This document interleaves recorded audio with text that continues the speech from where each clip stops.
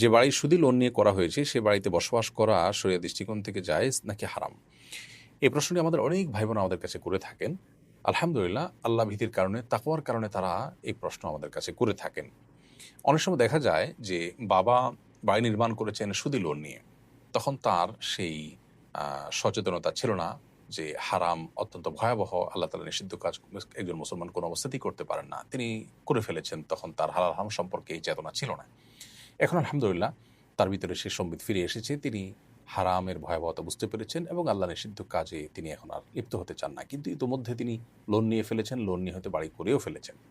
তো এই বাড়িতে তার এবং তার সন্তানদের জন্য বসবাস করা হালাল হবে কি না?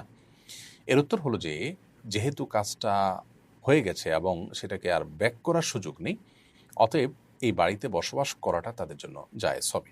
কোরআনে কারিমে আল্লাহ রাব্বুল আলামিন সুদ সম্পর্কে বলতে গিয়ে বলেছেন, ফামান জাআহু মাউইযাতুম মির রাব্বিহি ফান্তাহা ফালাহু মা সালাফ ওয়া আমরুহু ইলাল্লাহ।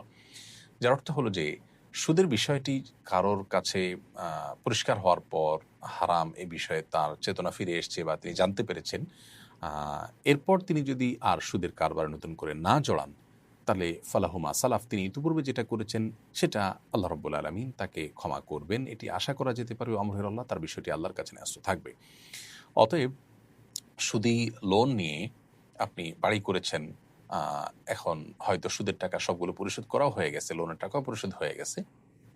কিন্তু বাড়িটা করেছেন সুদি লোন নিয়ে। তো যেহেতু যিনি আপনাকে ঋণ দিয়েছেন, সুদি ঋণ, আপনার মধ্যে হয়তো চেতনা ফিরে এসছে, তার মধ্যে তো আর চেতনা ফিরে আসেনি। অতএব তিনি তো আর আপনাকে আপনার এই সুদের টাকা ফেরত দিবেন না। অতএব আপনার জন্য পূর্বের যেটুকু হয়েছে সেটুকু আল্লাহ তাআলা ক্ষমা করবেন ইনশাআল্লাহ, যদি আপনার এই কৃতকর্মে আপনি লজ্জিত হয়ে ভবিষ্যতে আর কখনো এরকম চুক্তি না করার ব্যাপারে সংকল্পবদ্ধ হন। তাহলে ইনশাআল্লাহ এই তওবায়ে নাসুহা বা খাঁটি তওবার মাধ্যমে আপনি আশা করা যায় পূর্বের গুনাহ থেকে মুক্তি লাভ করতে পারবেন এবং এই বাড়িতে বসবাস করা জায়েজ হবে। আবার এমনও হতে পারে যে সে বাড়ির লোন পুরোপুরি পরিশোধ হয় নাই, এখনো প্রক্রিয়াধীন আছে, হয়তো কিস্তি চলছে। তো এরকম ক্ষেত্রে আপনার কর্তব্য হবে খুব দ্রুততার সাথে প্রয়োজন অন্যান্য স্থাবর সম্পত্তি বিক্রি করে হলেও, যেটা হয়তো আরো ১ বছর কিস্তি টানতে হবে, সেটা আপনি ৬ মাসে, ২ মাসে, যত দ্রুত সম্ভব এটাকে আপনি নিষ্পত্তি করে ফেলা এবং সুদের কারবার থেকে যত দ্রুত সম্ভব নিজেকে সরিয়ে আনার চেষ্টা করবেন। এক্ষেত্রেও আপনি যে সুদটা এখন দিতে হচ্ছে, যে কিস্তিগুলো বাকি আছে, সেগুলো যেহেতু অপরপক্ষ যিনি লোন দাতা, তিনি যেহেতু সুদের বিষয়ে তার এই চেতনা নাই, হালাল হারাম ব্যাপারে তিনি এরকমটি জানেন না এবং তার সাথে আপনার চুক্তি হয়েছে, আর তিনি সুদ না নিয়ে ছাড়বেন না। অতএব আপনি যদি আপনার কৃতকর্মে লজ্জিত হয়ে ভবিষ্যতে না করার সংকল্প করেন, তওবা করেন এবং শুধুমাত্র এই চুক্তিটা আপনি দ্রুততার সাথে সমাপ্ত করলেন, জাস্ট এটুকু আপনার জন্য জায়েজ হবে এবং এই বাড়িতে বসবাস আপনি করতে পারবেন ইনশাআল্লাহ বিইذনিল্লাহ।